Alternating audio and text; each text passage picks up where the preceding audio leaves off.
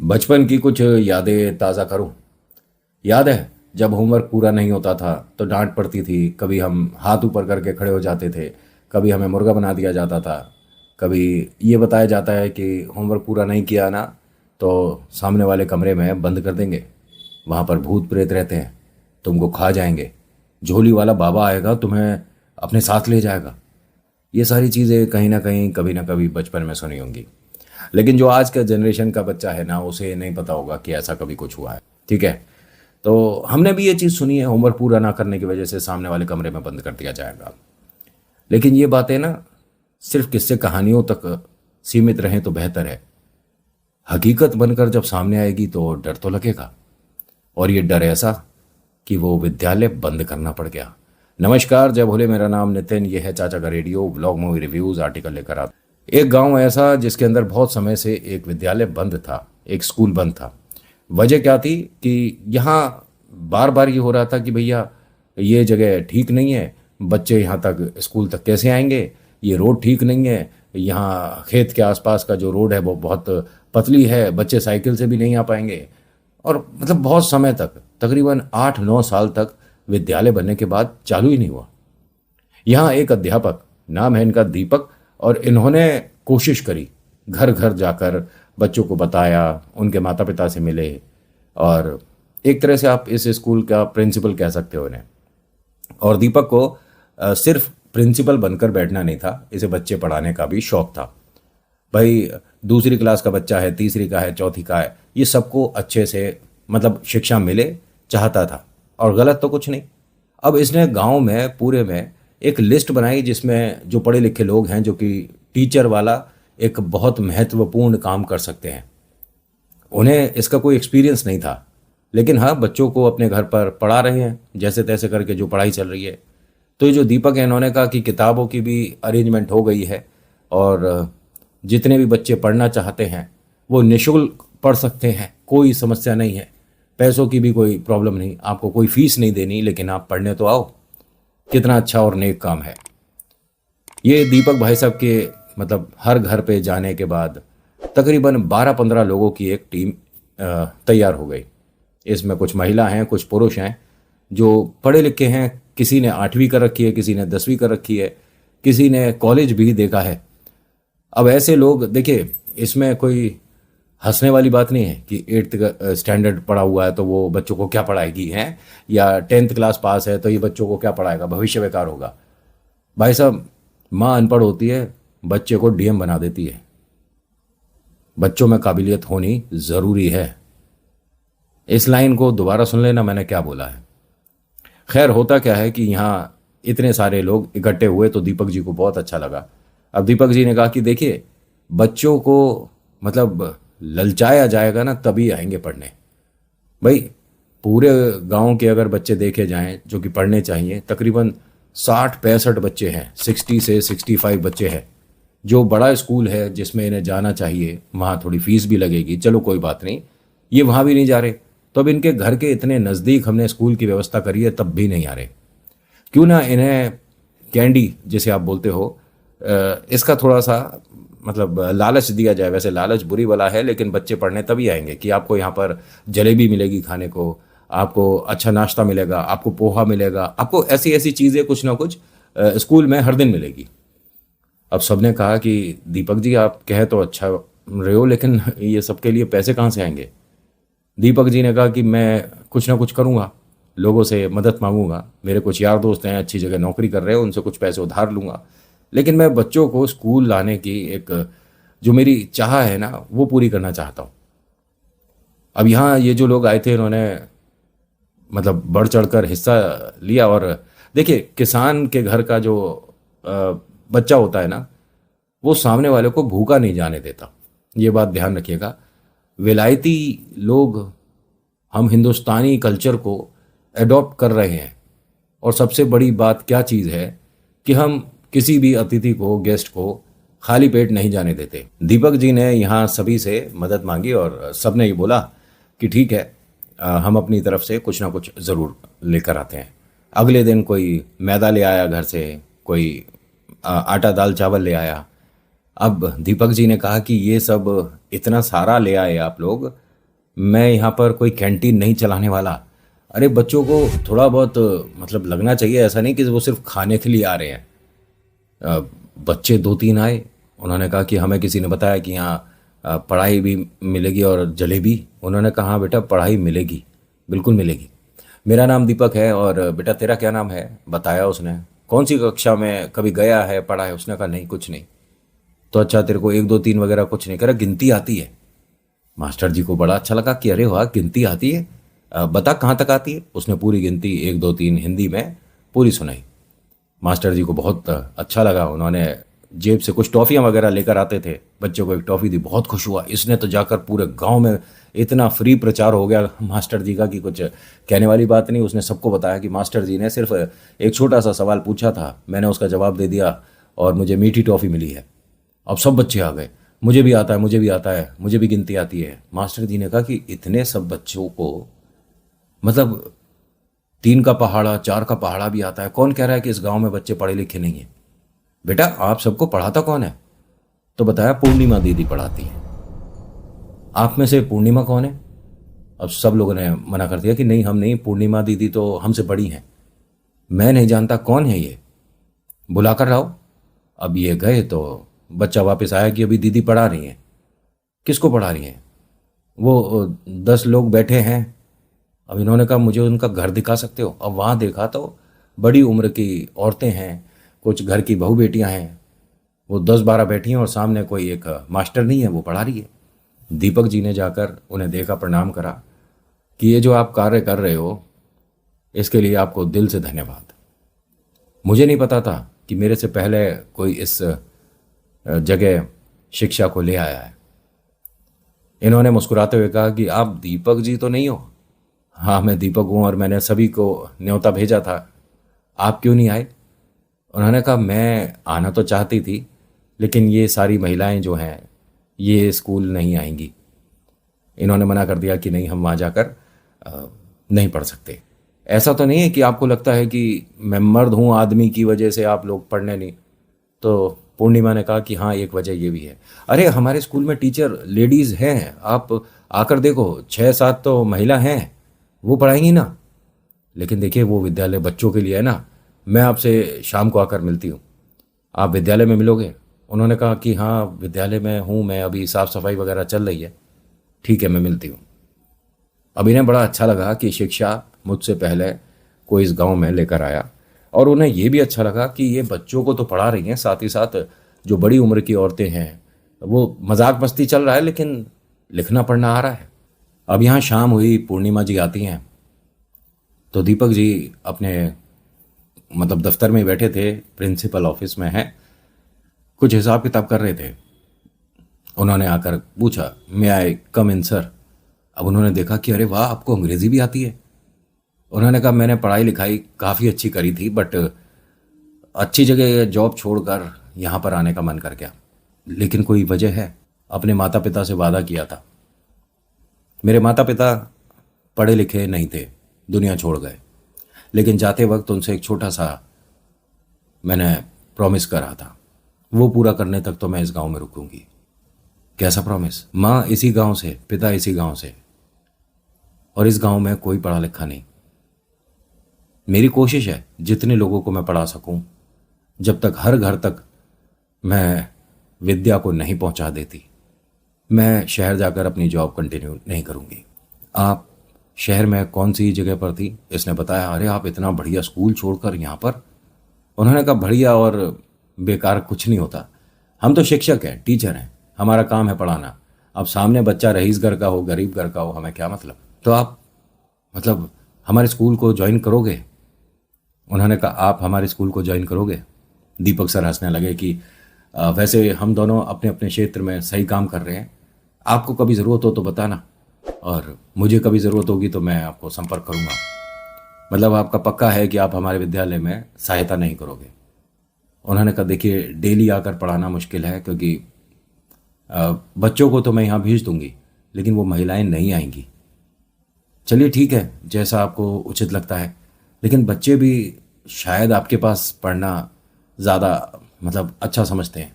उन्होंने कहा अच्छे बुरे की बात नहीं है, इन्हें तो पकड़ पकड़ के घर से लाना पड़ता है, इतने शैतान हैं। और हाँ, शैतानी में आप इन्हें डांटने में कोई कसर मत छोड़ना, क्योंकि अगर गुरु सख्त नहीं होगा तो शिष्य अच्छा नहीं निकलता। कहीं ना कहीं ढील जो होती है बच्चों के भविष्य के लिए बेकार रहती है। मैं तो खूब डांटती हूँ, पनिशमेंट भी देती हूँ, हाथ ऊपर करके खड़ा कर देती हूँ। अच्छा अच्छा, हाँ ठीक है, मैं भी ऐसा करूँगा। तो मेरी आप मदद के लिए बच्चों को यहाँ कैसे भेज सकते हो? उन्होंने कहा देखो, मैं ऐसा जादू करूँगी ना, 2 एक दिन में देखो यहाँ पर कितने बच्चे आते हैं। और कमाल की बात है, पूर्णिमा दीदी की बातें मानी और यहाँ बच्चे आने शुरू हो गए, क्लासेस वगैरह चलनी शुरू हो गई। बच्चे कुछ शैतानी कर रहे थे, कुछ पढ़ रहे थे, कुछ पढ़ना चाहते थे और कुछ बिल्कुल नहीं चाहते थे। उनका काम क्या था, यहाँ आए हैं, अपनी उम्र के बहुत सारे बच्चों के साथ मिल रहे हैं, दूसरे गांव के भी बच्चे आ गए, खेलने को मिल रहा है और खाने को मिल रहा है, कभी जलेबी कभी कुछ कभी कुछ, और मज़ा आ रहा है यहाँ तो। विद्यालय के नाम पर बच्चे टेंशन में नहीं आ रहे हैं, अरे भाग भाग कर आ रहे हैं। 7 बजे का विद्यालय तो 6:30 6 बजे आ रहे हैं। बहुत, यहाँ तो खेल भी होता है, कभी फुटबॉल खिलाते हैं, कभी बैट बॉल खिलाते हैं, कभी कुछ कभी कुछ। ये तो बहुत बढ़िया जगह है। अब टीचर बहुत ज़्यादा खुश थे, पढ़ाते हुए इन्हें 3 महीने हो गए। सब बच्चों को कहा कि अब एक टेस्ट नाम की चीज़ होती है, वो होगा, यानी आपने जो पढ़ा है, जो हमने पढ़ाया है, कितना याद है, अब सबको मार्क्स मिलेंगे।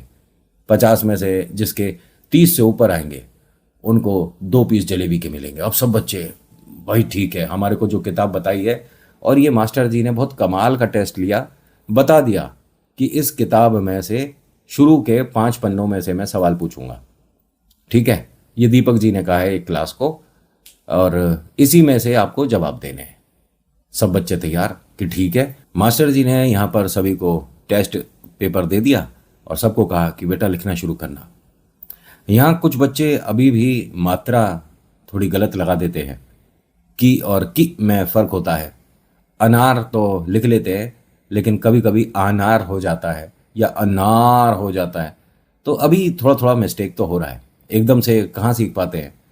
लेकिन जितना उन दीदी ने बच्चों को सिखा रखा है, उस वजह से कलम पकड़नी, पेंसिल पकड़नी आती है, कैसे लिखना है, कैसे कुछ कुछ तो आता ही है। और ये टेस्ट में बच्चों को बड़ा मज़ा भी आ रहा है। दीपक सर आसपास पूरी क्लास में देख रहे हैं, एक दूसरे से बच्चे पूछने की भी कोशिश कर रहे हैं, तीसरे का जवाब क्या था, वो सबको नज़रअंदाज कर रहे हैं कि कोई बात नहीं, लेकिन मेहनत तो कर रहे हैं बच्चे, कम से कम टेस्ट को सीरियसली ले रहे हैं। तभी जैसे ही देखा, सारे बच्चे एकदम खुश होकर खिड़की की तरफ देखने लगे। इन्होंने देखा खिड़की की तरफ, क्या हुआ, पूर्णिमा दीदी। पूर्णिमा दीदी अभी उठकर बाहर गए, पूरा रोड खाली है, कोई नहीं है। नहीं नहीं बेटा, पूर्णिमा दीदी नहीं है। नहीं नहीं, हमने देखा था, आपने उनका फेस देखा था, चेहरा देखा था बेटा उनका। नहीं नहीं नहीं नहीं, लेकिन लगा हमें। हाँ, आपने कॉपी पे ध्यान दो। सबने कॉपी देखी तो एक बच्ची जो थी वो लगातार खिड़की की तरफ देख रही थी और डर रही थी। टीचर ने पूछा क्या हो गया बेटा, सवाल का जवाब नहीं आ रहा? उसने कहा नहीं मुझे आता है, मैंने तो पेपर कर दिया।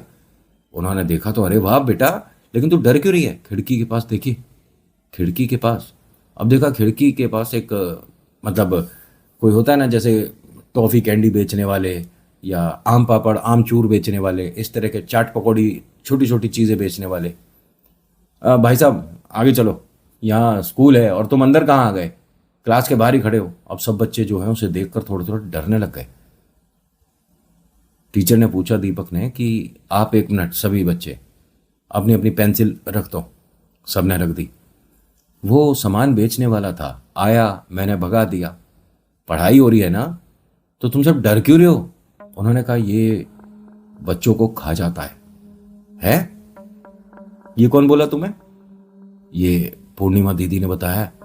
एक आदमी है, यही है वो, लंबे लंबे बाल हैं, अजीब सा दिखता है, डरावना सा चेहरा है, और इसके पास जो झोला है उसमें बच्चे हैं बहुत सारे।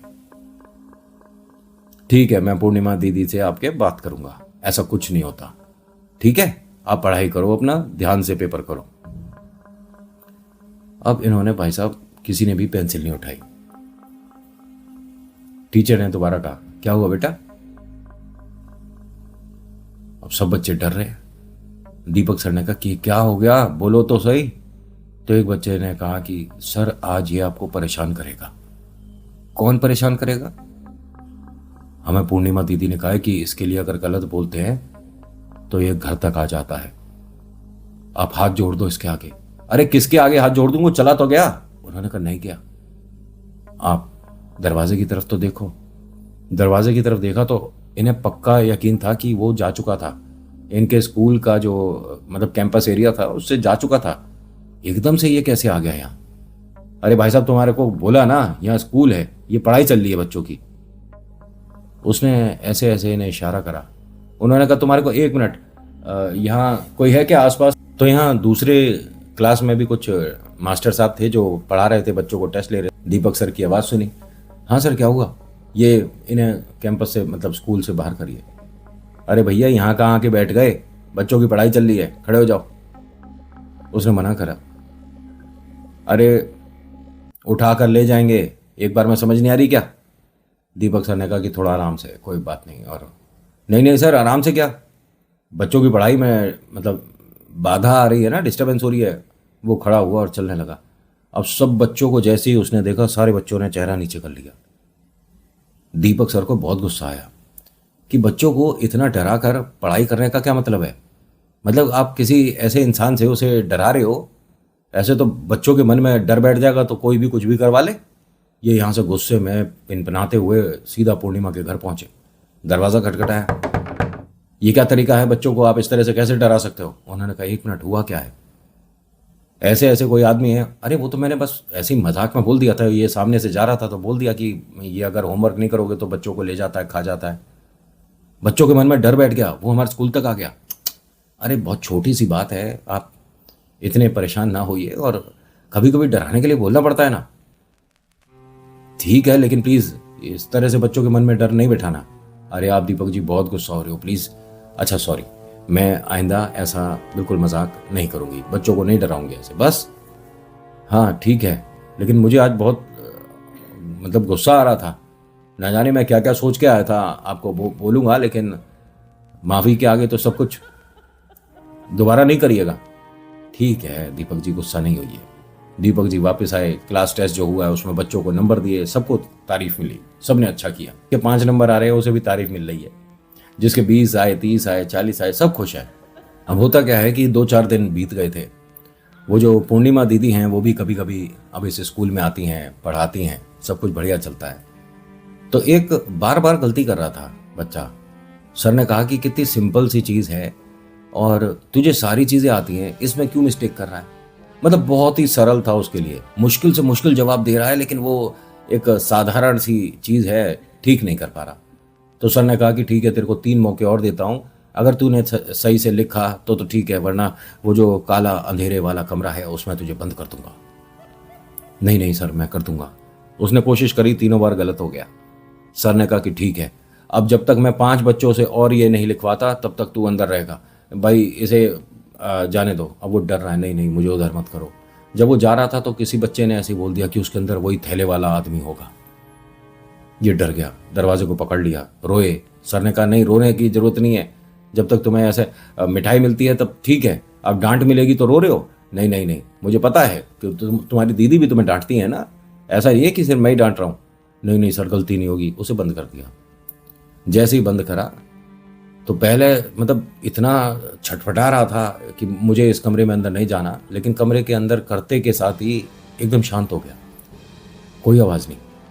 सर यहाँ से चलते हुए अपनी सीट पर आए, बैठे।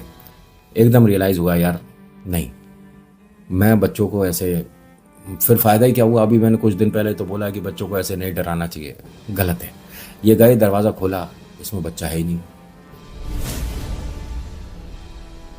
1 मिनट, बराबर से जो दूसरे टीचर साहब हैं उन्हें बुला कर लाना। उन्हें बुलाया गया। आपके पास टॉर्च वगैरह होगी? क्या हो गया सर? अरे इस रूम में किसी भी तरह से बिजली का हिसाब किताब है ही नहीं। सर ये तो मनहूस कमरा है, इसमें कौन लाइट वगैरह लगाएगा? आपके इस कमरे में लाइट है तो सही, लेकिन आप इस कमरे को क्यों खोल रहे हो? अरे मैंने इसके अंदर, विशाल था ना बच्चा, उसे डांट के बंद किया था। सर आप क्या कर रहे हो? इस कमरे के अंदर तो जाना मना है ना, और ये दरवाज़ा तो आगे ताला लगा रहता है, खोल कैसे दिया आपने? कोई ताला नहीं था। बच्चों से पूछ लो, सब बच्चों ने मना कर दिया कि ताला तो कोई नहीं था, सिर्फ वही थी कुंडी जो थी, वो सर ने खोली और दरवाज़ा खुल गया। इसमें कोई खिड़की नहीं है और मैंने अपने हाथों से विशाल को इस कमरे के अंदर किया है। सर ये आपने क्या कर दिया, मैं तो इस कमरे के अंदर नहीं जाऊंगा। अरे तो इस कमरे में ऐसा क्या है? उन्होंने कहा सर पूरा गांव इस कमरे के बारे में जानता है, आप नहीं जानते? मेरे को नहीं पता। सर ये मानिए कि बहुत सारी मनहूस चीज़ें हैं इस कमरे के अंदर, बहुत सारी डरावनी यादें हैं इस कमरे के अंदर। पिशाच, प्रेत, जिन्न, क्या कहोगे हमें नहीं पता, लेकिन पूरा भरा हुआ है ये मतलब मैं इसके बारे में ज़्यादा बोल ही नहीं सकता। तभी एकदम पूर्णिमा आ गई। क्या हुआ, सब ठीक तो है? अरे मेरे को 1 मिनट प्लीज़, तुम टॉर्च लेकर आओ ना। वो गए और टॉर्च लेकर आया। पूर्णिमा ने पूछा क्या हुआ? इसने जब बताया तो पूर्णिमा, अभी आप 2 दिन पहले मेरे को आकर डांट के गए थे कि ये सब कुछ नहीं करना, आप खुद कर रहे हो, हटो मैं देखती हूँ। अरे बेटा डरने की जरूरत नहीं है, तू मुझे दिख रहा है, इधर आ, इधर आ, मेरे पास आ। पूर्णिमा जी आपको अंधेरे में कहाँ से दिख रहा है? नहीं नहीं, अरे सर वो सामने बैठा तो है। ये अंधेरे ही में अंदर की तरफ गई तो सिर पे उन्होंने हाथ फेरा। अरे बेटा ऐसे परेशान नहीं होते, ठीक है, डरना नहीं है बेटा, डरते नहीं है।